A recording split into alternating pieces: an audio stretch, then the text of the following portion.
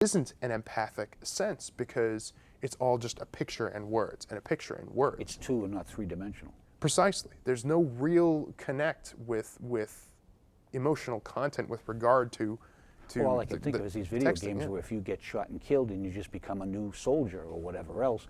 And so talk about cheapening the idea of life and making you not remember the mortality of life. And you contrast that, I'm a witness to a murder. I saw Lee Harvey Oswald get shot by Jack Ruby along with millions of others that Sunday morning as he was being led out of the police, underneath the police station. And I could still remember my father pointing his finger and saying, look, this guy isn't going to be on Gunsmoke next week. Yeah. You know, this isn't where it's just a character died. This is real life. I actually saw a murder take place right in front of my eyes. And people just aren't getting that sense of reality to things. I think the difficult part with teenagers is that they think that they're indestructible, and that's kind of pervasive throughout adolescence, no matter what generation you have. It's just that level of invincibility kind of comes in depending on what the social moray is in the moment. So, for example, with this kind of thing, what I find is a lot of teenagers really don't see themselves as being victims of things. And when you see, for example, pregnancy or kids engaging in sex or what have you, they're not really thinking that they're the ones who are going to get pregnant or they're the ones who are going to get a disease. It'll always happen to somebody else. Exactly. And it's the same kind of thing here, with substance use, for example. A lot of teenagers are like, oh, well, I drink and I smoke pot and it's no big deal and nothing's going to happen to me and it's fine. And then they kind of come to me like, gee, I feel like really lazy and I don't really know how to get myself motivated, but I'm smoking pot every day. And I'm kind of like, well, yeah, of course. That's kind of the side effects of it. So in many respects, directed at what you were talking about, I think there is a disconnect with regard to having that culpability, because the culpability needs to be there. And unfortunately with teenagers, you find that they don't really get it until life smacks them upside the head. Until that's the classic tale of the alcoholic or drug addict. Right. Until you hit that bottom, you won't admit you're powerless and reach out for the help that you need. Precisely, and it's the same thing with internet addiction. They don't.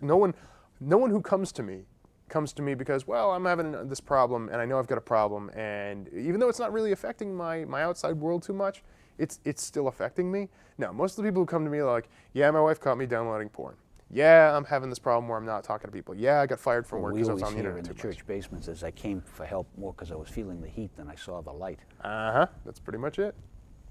Well, in terms of this internet addiction, what therapies and helps do you offer?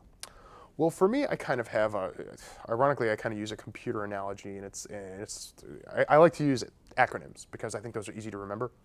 And my acronym is RAM, and the first, basically the letter R stands for replacement. You got to replace the internet addiction with something else, at least in the onset, whether it's exercise or spending time with people or whatever it is. You got to find something else to replace this sort of driving force there.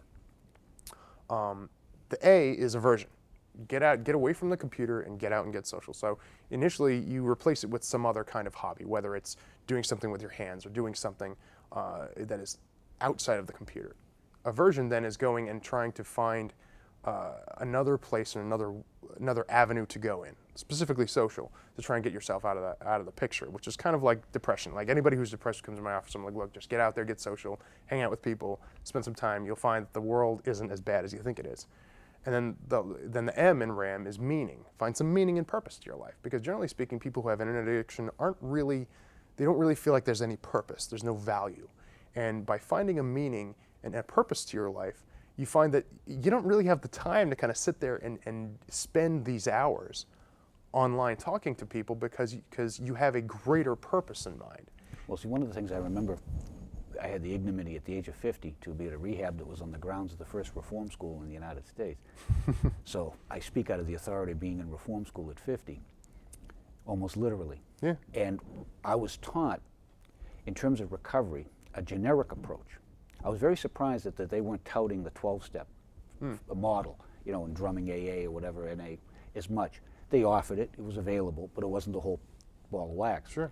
They had a generic approach saying that recovery, to be successful, requires 3 elements. 1, spiritual principles, which would tie into your M, meaning Right. and purpose. Exactly. Group support, which would tie into your aversion or getting social. Mm-hmm. And accountability, which would be the replacement Yep. by having to be overseen to make sure that you're not going back to your addiction. Yeah, I would agree with that, because anytime you have somebody who is addicted in some way, shape, or form, and they don't have somebody that they're being accountable to, they're just accountable to themselves. I've found that the people who I've worked with, it's really tricky. I had one guy, he was having some trouble, with it, and he was just kind of looking to himself, and he was working with me as his accountability partner, just in a therapeutic sense. And he was kind of like, well, I go to this one place and it's shut off and it's closed off from anybody. And that's kind of like, well, don't you think you should get away from that?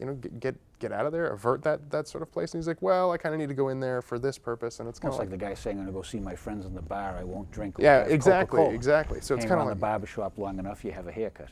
Yeah, pretty much.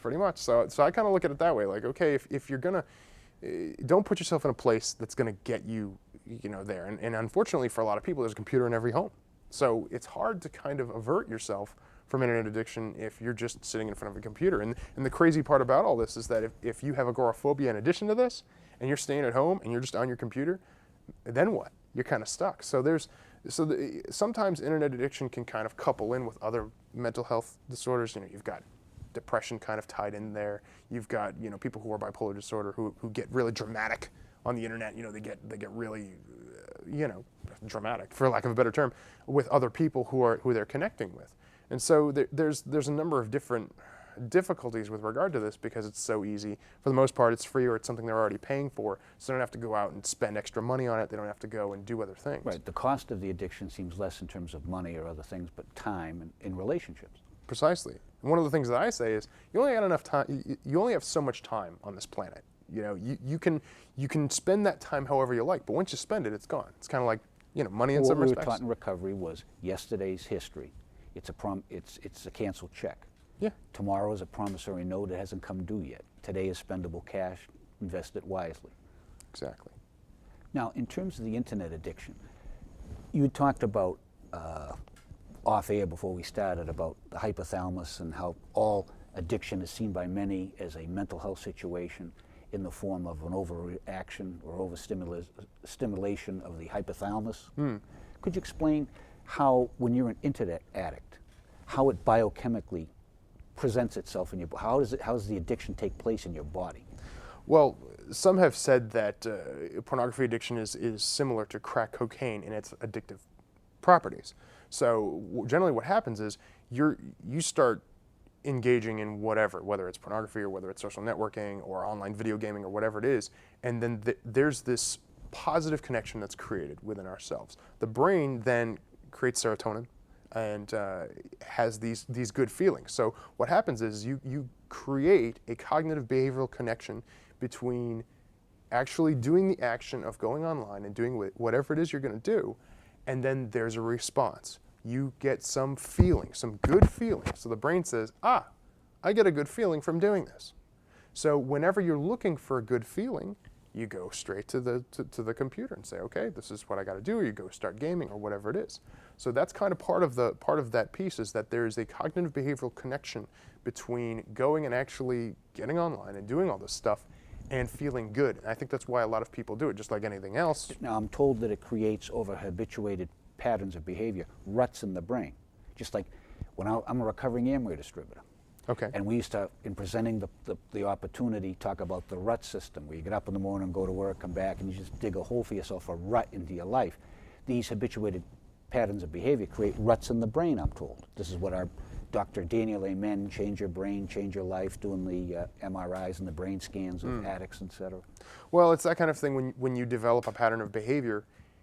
It's really difficult, I think, for people to get out of that habit of behavior. In many respects, people who start addictions like this stop making the choice to not do it. They're basically going, and without thinking, they go straight to this option. They go straight to this thing. Isn't that the nature of addiction, where your free will has actually been captured by what it is you've chosen so repeatedly, you no longer have any choice in the matter? Exactly. You go from drinking because you want to, because you have to. Yeah. Or in terms of internet or the social networks or whatever. Or some people don't even think in terms that they even have to. They don't even think they have a problem, much like alcoholics when you say, well, hey, you got a drinking problem. No, I don't. I don't have a problem. And there's that denial piece.